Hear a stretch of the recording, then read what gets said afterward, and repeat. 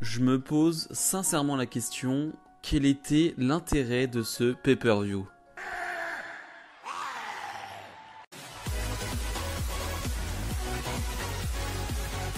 Et bonjour à tous, on se retrouve aujourd'hui pour les résultats de Hell in a Cell 2021. Dans le kick-off, on a eu un match, Mandy Rose face à Natalya. Encore une feud qui tourne autour du titre par équipe féminin. C'est pas très intéressant pour le coup, mais franchement, le combat était correct. Alors, j'ai eu l'impression pendant un moment de voir un match d'entraînement au Performance Center, c'est-à-dire que on fait les bases, on refait les gammes.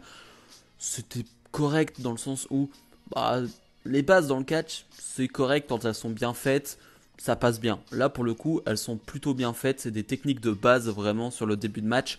Mais je préfère voir ça plutôt que de voir Carmella ou je ne sais pas quoi. Enfin voilà, vraiment pour le coup, je trouve que c'est correct ce qu'elles font. Mandy Rose, c'est peut-être son meilleur match en solo du côté de la WWE. Donc voilà, franchement, je m'ennuie pas trop dans ce combat qui va durer 10 minutes quand même. Donc on leur laisse pas mal de temps, c'est normal, c'est dans le kick-off. Finalement, Natalya va remporter ce combat. Mais franchement, je m'attendais à pire. Voilà, pour le coup, je m'attendais à pire pour un match de kick-off, pour un match entre Mandy Rose et Natalya. Et je dirais que c'était correct sur 20. On débute cette carte principale de Hell in a Cell avec Bianca Belair qui défend son titre féminin de SmackDown face à Bayley dans un match Hell in a Cell. Franchement, j'aime bien cette feud. Voilà, j'aime bien ce qui se passe entre les deux. Je trouve que c'est peut-être un poil trop long et qu'après leur dernier match, c'était pas forcément nécessaire de continuer cette feud, mais en même temps, du côté de SmackDown, il n'y a que 5 ou 6 filles, donc c'est très compliqué de construire des gens pour un mois, donc c'est très compliqué, je trouve. Donc on continue sur Bayley Bianca Belair et on a ce match en Hell in a Cell. Je comprenais pas trop cette stipulation parce que la feud n'est pas forcément violente, elle est pas très intense, mais elle est marrante. Et franchement c'était un super match, un super Hell in a Cell de 20 minutes. Je trouve que Bayley est exceptionnelle dans ce combat, dans son rôle de heel, dans son rôle très agaçant. Elle est parfaite, vraiment elle est super, elle t'agace, elle peut rien faire mais elle t'agace. Vraiment Bayley c'est ça qui est très fort, elle fait pas grand chose mais elle t'agace et c'est vraiment super. Et Bianca Belair qui fait aussi le boulot, franchement Bianca Belair il n'y a rien à dire depuis qu'elle est championne, je trouve qu'elle fait le boulot. Voilà. C'est pas toujours exceptionnel mais c'est jamais mauvais et c'est toujours, voilà, c'est toujours au-dessus de la moyenne au moins et ça c'est quand même très bien pour une championne. Et donc on a ce combat et je trouve que il y a plusieurs parties dans le combat. Déjà, on va beaucoup utiliser les cheveux de Bianca Belair qui vont être attachés à plusieurs choses, à une échelle, à une chaise, au corde du ring. Ça, c'est plutôt malin de la part de Bayley qui va essayer de s'en servir. Mais Bianca Belair va retourner cela en s'attachant à Bayley, tout simplement. J'ai trouvé ça très malin aussi et c'était très bien fait. Et surtout, cette fin de combat que j'aime beaucoup où Bianca Belair va vraiment enchaîner les prises et va enchaîner avec son finish porté sur une échelle qui est à demi repliée et c'était très impressionnant visuellement, c'était très très beau et assez innovant pour le coup. Et donc Bianca Belair qui va conserver son titre. Donc comme je disais, c'était vraiment un bon match, je trouve que les deux ont vraiment brillé. Maintenant pour Bianca Belair, faut passer à autre chose, faut trouver une challengeuse crédible pour Money in the Bank, pour SummerSlam, et ça c'est pas gagné vu comment la WWE book ses superstars en ce moment, surtout du côté de SmackDown où comme je l'ai dit, le roster féminin est très faible. C'est très compliqué, mais en tout cas je trouve qu'on ouvre d'une manière parfaite ce show. On enchaîne avec Seth Rollins face à Cesaro, un match que j'attendais énormément. Là aussi je trouve que cette feud est un peu trop étirée, même si encore une fois tous les segments sont bons entre les deux là. C'est une feud qu'on étire depuis WrestleMania. Je pensais qu'à WrestleMania avec la victoire de Cesaro on était passé à autre chose, mais pas du tout. On continue après que Cesaro ait affronté Roman Reigns. Voilà, on continue parce qu'à mon avis on n'a pas trop de plans pour Cesaro et Rollins je pense, donc on les fait feuder encore un petit moment, je pense que c'est la raison. Et donc on a ce combat qui pour le coup je trouve méritait une stipulation, peut-être un Hell in a Cell, peut-être autre chose, mais en tout cas ça méritait quelque chose de frais, de nouveau, de plus violent, pourquoi pas, parce que voilà, pour le coup entre les deux c'est assez intense, c'est assez violent. J'aurais bien aimé une stipulation mais bref, c'est pas très important. Le combat qui va durer 16 minutes je crois, donc c'est dans les tons de ce qu'ils ont fait à WrestleMania. Et c'est excellent, vraiment c'est excellent. Déjà on n'a pas la même physionomie de match parce que Rollins va attaquer Cesaro avant le combat, ce qui fait que avant que le combat commence, les deux sont chauds, les deux sont méga chauds. Et dès que la cloche va sonner, ils vont se taper sur la gueule directement. Il n'y a pas de temps mort dans ce combat, ça va à 2000 à l'heure et c'est très bon à voir, tout simplement. Ça c'est le côté positif. Et forcément, il y a toujours du négatif avec WWE, enfin en tout cas, il y en a souvent.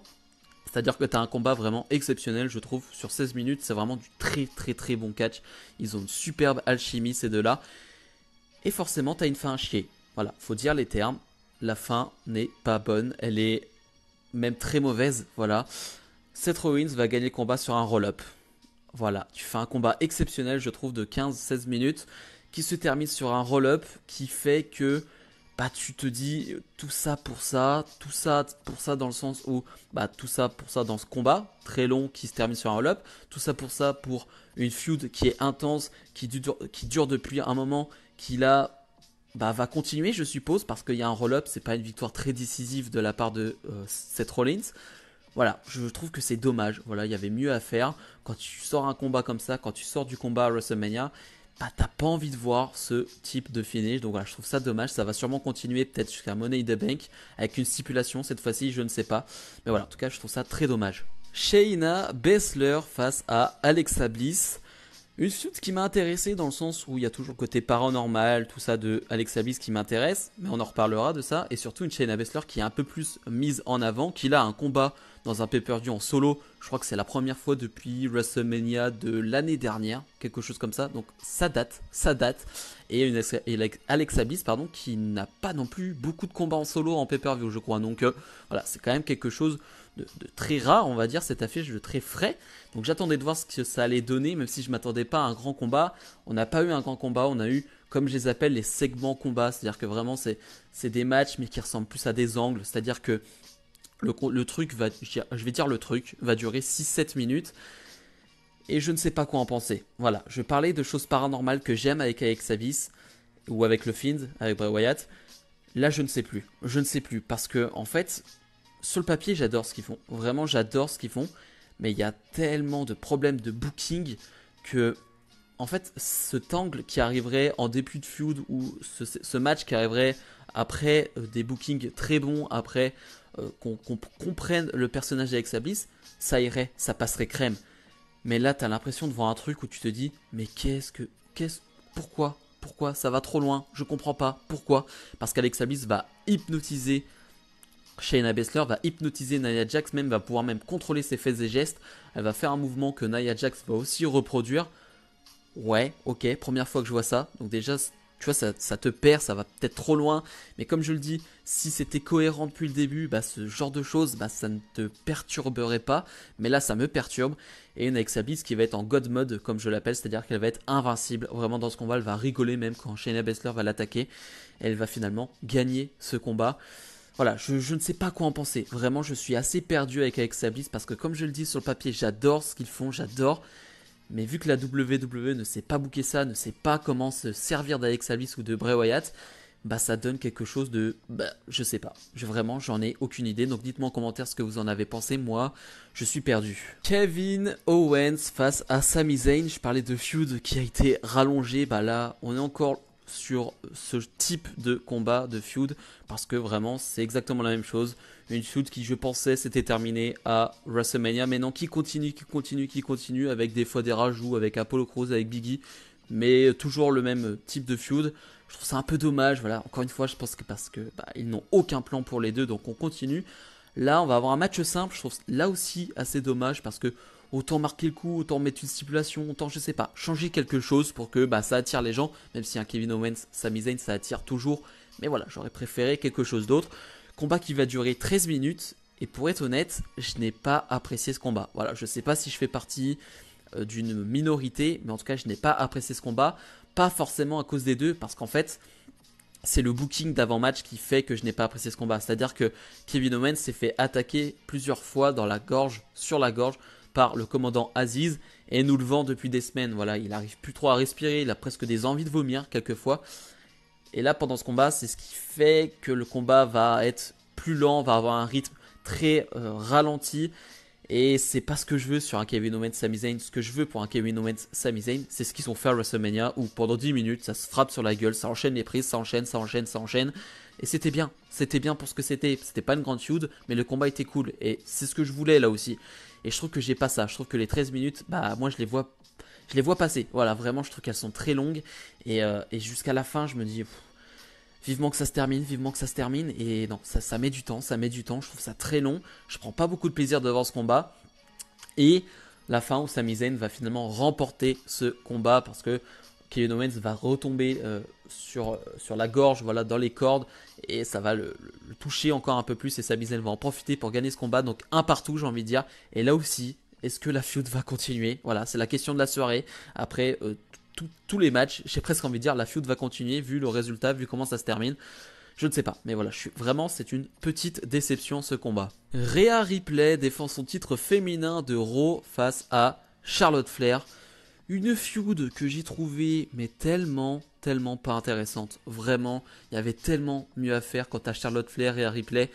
J'ai pas ressenti d'intensité, j'ai pas ressenti de haine, j'ai ressenti que des trucs de gamin avec une Rhea Ripley qui va faire des grimaces à Charlotte Flair. Enfin, ce type de choses que je trouve débile vraiment pour une Rhea Ripley qui est très badass, qui vraiment vient d'NXT et tu te dis putain elle est ultra badass, il y a vraiment de l'argent à se faire avec elle. Et à Raw je retrouve pas ça, vraiment je retrouve pas la Rhea Ripley de NXT à Raw et ça me dérange vraiment. Et donc on a ce combat qu'on a déjà vu, c'est ça le problème aussi, c'est qu'il n'y a pas cette fraîcheur, ce combat on l'a déjà vu, que ce soit en 2 contre 2, en 1 contre 1, enfin bref, on a déjà vu ce combat. Et je dois le dire, là aussi, j'ai pas été intéressé. Alors je sais pas si c'est parce que la feud m'a pas intéressé, donc du coup j'ai eu du mal à rentrer dans le combat. Parce qu'au fur et à mesure, je me dis que le combat est pas si mal, c'est correct, mais c'est pas mauvais. Voilà, il n'y a rien de botché. Même si à un moment donné, j'ai vu que ça avait relayé, que Sturit et Sal Catch avaient relayé une vidéo où Charlotte Flair tape dans le vide à un moment donné. Mais je pense que là, on crie un peu trop pour rien. C'est-à-dire que Charlotte Flair à ce moment-là dit ah ouais c'est comme ça que tu donnes tes coups. Donc je pense qu'elle se moque juste de Rhea Ripley. Et voilà, j'ai vu des tweets après qui disaient ah là là Charlotte Flair meilleure catcheuse du monde mais elle rate ses coups. Non, je pense que pour le coup c'était fait exprès. Mais bon bref, c'est un autre débat. Hein. Chaque fois qu'on peut taper sur Charlotte Flair, on le fait. C'est une habitude. Hein. Mais bref, en tout cas le combat m'a vraiment pas intéressé. Je crois que c'est une 10-15 de minutes. Et je trouve que c'est pas intéressant jusqu'à la fin. Jusqu'à la fin je me dis du coup ça n'a servi à rien. C'est-à-dire qu'on va avoir un décompte à l'extérieur, je crois. Une disqualification, pardon, où Rhea Ripley va, avec la table, attaquer un peu vite fait la table des commentateurs, Charlotte Flair. Mais est-ce que c'est légal? Est-ce que c'est pas légal? Je veux dire, Randy Orton, il projette tous ses adversaires pendant le match sur la table des commentateurs. Et il n'est pas disqualifié. Donc voilà, je comprends pas trop. Donc, en tout cas, il y a une disqualification, victoire de Charlotte Flair, mais Rhea Ripley conserve son titre. Et une Rhea Ripley qui va s'attaquer à Charlotte Flair après le combat. Presque la chose la plus intéressante, c'est le trash talk d'après combat où on va avoir un gros plan sur les deux, où les deux vont vraiment se parler. Et c'est presque le moment le plus intéressant du combat et de la feud, j'ai envie de dire. Mais voilà, encore une fois, je trouve que la fin est mauvaise, que le combat est pas terrible. Et ouais, c'est pas terrible tout ça et ça m'a pas emballé. Bobby Lashley défend son titre de la WWE face à Drew McIntyre dans un Hell in a Cell dans le main event de Hell in a Cell. Là aussi, je peux me répéter, c'est une feud qui est rallongée parce que pour le coup, il n'y a pas trop de challenger crédible pour le moment pour Bobby Lashley. Donc on continue avec Drew McIntyre qui est encore un tout petit peu crédible, enfin vraiment un tout petit peu je trouve. La feud m'a pas forcément plus intéressé depuis leur dernier combat, mais ça reste toujours potable. Ouais, c'est jamais ça en plus, mais c'est pas dégueulasse non plus. Et on a ce combat qui est en Hell in a Cell que j'attendais pas forcément parce que on a déjà vu Bobby Lashley face à Drew McIntyre, donc j'ai plus cette attente, j'ai plus cette excitation avant les combats. Et j'aurais peut-être dû parce que le combat est excellent, vraiment c'est 25 minutes excellentes. Ils sont toujours très bons les deux, vraiment ils sont super. À chaque fois je m'attends à pas grand chose entre les deux là, parce que c'est peut-être des physiques, on va dire de gros gaillards, de bourrins, et donc j'attends pas grand chose dans le ring, mais c'est toujours trop bien. Vraiment, trop bien dans le sens où ça va être violent, ça va être très brutal, on va utiliser des chaises, on va utiliser des échelles, on va bien balancer l'adversaire contre la cage. Je pense surtout à une souplex de Drew McIntyre sur Lashley qui va passer pas à travers la cage mais qui va taper contre la cage et qui va retomber sur la nuque. C'était très violent, enfin vraiment c'était de la violence et c'est ce que je veux dans un Hell in a Cell, dans un combat de barbares j'ai envie de dire. Il va y avoir du kendo stick, le dos de Drew McIntyre va être marqué, d'ailleurs ce sera peut-être ma miniature, je ne pense pas, je sais pas, mais en tout cas le dos de Drew McIntyre va être marqué, va être violet. C'est pas très beau à voir, hein, vraiment c'est pas très beau à voir, mais en tout cas ça montre que le match a été violent. Et voilà, les deux se donnent à cœur joie, vraiment ça va frapper hyper fort. On va bien sûr avoir des interventions de MVP, mais c'est à prévoir et ça me gêne pas. Voilà, c'est normal, ton manager qui fait des interventions dans ce type de combat, c'est vu et revu, mais c'est logique, hein, jusqu'au moment où MVP va être KO, mais va finalement réussir à revenir et va un peu gêner Drew McIntyre, et Lashley va en profiter et va gagner sur un roll-up. Voilà, le main event de Hell in a Cell qui est d'une brutalité, qui est d'une violence, qui est vraiment une vraie guerre, se termine sur un roll-up. Une victoire de Lashley qui conserve son titre. Je trouve ça dommage, encore une fois, vraiment la fin est pas bonne, la fin est pas bonne. Tu peux pas terminer sur un roll-up quand tu as une guerre aussi intense, aussi brutale. Ce n'est pas possible. Je trouve que ce n'est pas possible. C'est se foutre de notre gueule, vraiment, de faire ça. Et vraiment, non. Parce que je me dis, est-ce que cette feud va continuer là aussi? Parce que c'est un roll-up, ce n'est pas une victoire décisive de Bobby Lashley. Mais en même temps, bah, c'était censé être la dernière opportunité de Drew McIntyre. On nous l'avait dit, donc peut-être que c'est la dernière. Je ne sais pas. Je ne sais pas. Peut-être qu'on va aller sur Bobby face à Kofi Kingston pour le prochain pay-per-view avec le retour du public. Moi, j'aimerais beaucoup. Mais voilà, cette fin qui est pas terrible. On garde fort un peu Drew McIntyre, mais en même temps, Lashley en ressort pas très fort non plus. Voilà, je trouve que c'est pas terrible vu le combat qui était excellent. Bilan de Hell in a Cell. Comme j'ai dit en intro, je me demande si ce pay-per-view était utile, était nécessaire. Vraiment, je comprends pas l'intérêt. On a prolongé des feuds pour arriver jusqu'à ce pay-per-view. On a des finishes à la con qui laissent présager que certaines feuds vont continuer. Voilà, je suis perdu, je comprends pas l'intérêt, c'est un Hell in a Cell, donc tu t'attends à des gros matchs, on en a eu, mais le problème c'est qu'il y a des fins assez pourries. Donc voilà, je trouve que le pay-per-view est dans l'ensemble assez mauvais, assez décevant, même si j'en attendais pas grand chose, et ça m'a quand même assez déçu. Je retiens quand même, je trouve le Bianca Bayley qui est parfait, vraiment dans la finalité, dans le combat, dans la feud, je trouve que c'est parfait. Vraiment, c'est ce qu'il fallait faire, et ça c'est vraiment, je trouve la perfection, on va dire, de ce Hell in a Cell. Sinon le reste, il y a toujours des trucs à redire, il y a toujours de mauvaises choses dans le combat, même quand le combat est excellent. Bref, je voulais vous remercier, voilà, je le fais pas souvent, mais je voulais vous remercier pour le soutien que vous me donnez, que vous m'apportez, avec vos likes, avec vos commentaires, avec vos abonnements. Voilà, on est à 555 abonnés, quelque chose comme ça. C'est énorme, je trouve, et j'espère que ce n'est que le début, donc voilà, je vous remercie. Comme je dis, j'espère que ce n'est que le début. Bref, si vous avez aimé cette vidéo et cette review, comme d'habitude, n'hésitez pas à mettre le petit pouce bleu et à vous abonner. Nous, on se retrouve dès demain pour la review de Raw. Salut, salut!